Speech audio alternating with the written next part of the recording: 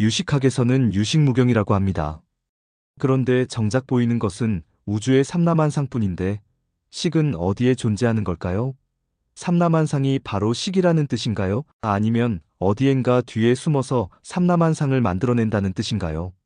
특히 폭류처럼 흐른다는 아레야 식은 어디에서 폭류처럼 흐른다는 것인지 도무지 모르겠습니다. 식이 각 개인의 머릿속에 존재한다는 뜻은 아닌 듯한데 더 이상 알 길이 없어 여쭤봅니다. 모든 존재가 오직 마음일 뿐이다 라는 말이나 오직 마음만 존재할 뿐 객관 대상은 없다는 표현은 눈에 보이는 것이든 귀에 들리는 것이든 생각에 떠오른 것이든 우리가 체험하는 모든 것이 다 식이라는 점을 의미합니다. 삼라만상 이면의 어딘가에 식이 존재하는 것이 아니라 삼라만상 자체가 바로 식이라는 의미입니다. 재행무상의 가르침에서 보듯이 연기한 모든 것들이 무상하기에 식으로서의 삼라만상은 단 한순간도 머무르지 않고 폭류처럼 콸콸 흘러갑니다. 안식, 이식, 비식, 설식, 신식, 의식, 만화식, 아레야식을 모두 합하여 식이라고 부르는데 이 가운데 아레야식이 안식, 이식, 비식, 설식, 신식의 전오식과 제육의식, 제7만화식 모두를 포괄합니다.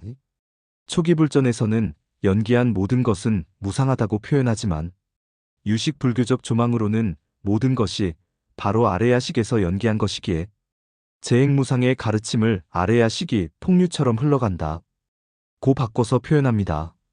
우리가 체험하는 식의 흐름으로서의 세상만사는 분수에 비유됩니다. 이는 동국대 인도철학과에서 가르치셨던 원희범 교수님의 말씀입니다.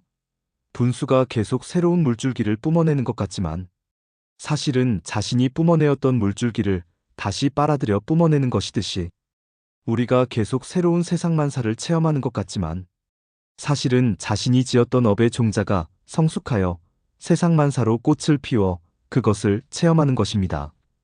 좀 천박하게 표현하면 내가 싼 똥을 내가 먹고 산다고 말할 수도 있습니다.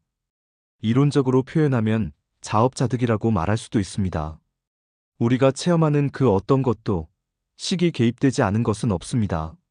서양 철학자 데카르트의 경우는 우리의 영혼이 우리 뇌 속의 송과선에 들어있다고 주장한 바 있습니다.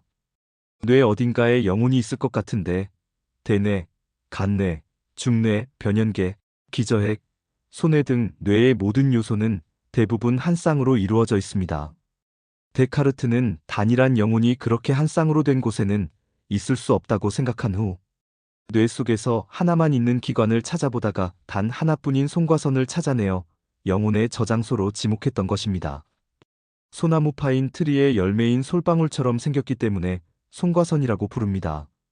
그러나 현대의학에 비추어 보면 전혀 맞지 않은 얘기입니다. 송과선은 뒤통수 아래쪽에 위치하며 일부 호르몬이 분비되는 곳인데 인체는 이것을 제거해도 별 영향 없이 생존합니다. 그러면 우리의 마음은 어디에 있을까요? 뇌의 어디를 뒤져보아도 영혼이나 윤회의 주체로서의 아레야식 또는 자아가 있는 곳은 발견되지 않습니다. 신경생리학의 최신 연구성과에 비추어 볼 때 자아 개념, 즉 나라는 생각은 대뇌피질 가운데 전두엽에 신경회로가 만들어져서 형성된 것일 뿐입니다. 실제하는 것이 아닙니다. 자아나 영혼 또는 식은 뇌 속 어디에도 있는 곳이 없습니다. 그야말로 무아입니다.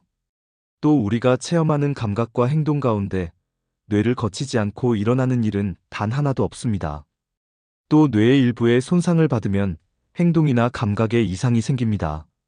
뇌가 모두 파괴되면 행동도 불가능하고 감각도 불가능합니다. 그러면 우리의 마음은 이런 뇌 속의 신경회로 어딘가에 있는 것일까요? 그렇지 않습니다. 연기의 이치에 비추어 볼 때 뇌는 우리의 갖가지 감각과 운동을 구성하는 여러 조건 가운데 하나일 뿐입니다. 예를 들어 시각 정보를 담은 신경회로가 형성되는 대뇌 피질의 후두엽이 손상되면 아무것도 보이지 않습니다. 후두엽 피질은 우리가 체험했던 시각 정보를 담은 신경회로가 형성되는 곳입니다. 또 후두엽은 그대로 있는데 눈동자를 제거하면 아무것도 볼 수 없습니다. 또 후두엽과 눈동자는 그대로 있는데 외부의 빛을 제거해서 암흑천지가 되면 아무것도 볼 수 없습니다. 뇌, 눈동자, 빛 등은 봄을 만들어내는 조건들입니다. 따라서 뇌는 우리가 체험하는 삼라만상을 구성하는 조건 가운데 하나일 뿐입니다. 뇌가 우리가 체험하는 모든 현상의 구심점인 것은 아닙니다. 뇌가 아래야식의 저장소는 아니란 말입니다. 우리가 체험하는 모든 현상의 구심점은 없습니다.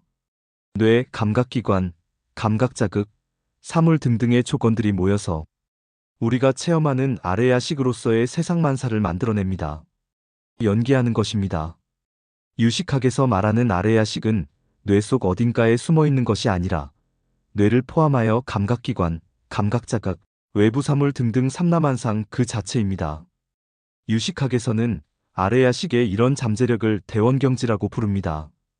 부처가 되면 우리의 아래야식은 모든 것을 비추는 크고 둥근 완전한 거울과 같이 된다는 것입니다.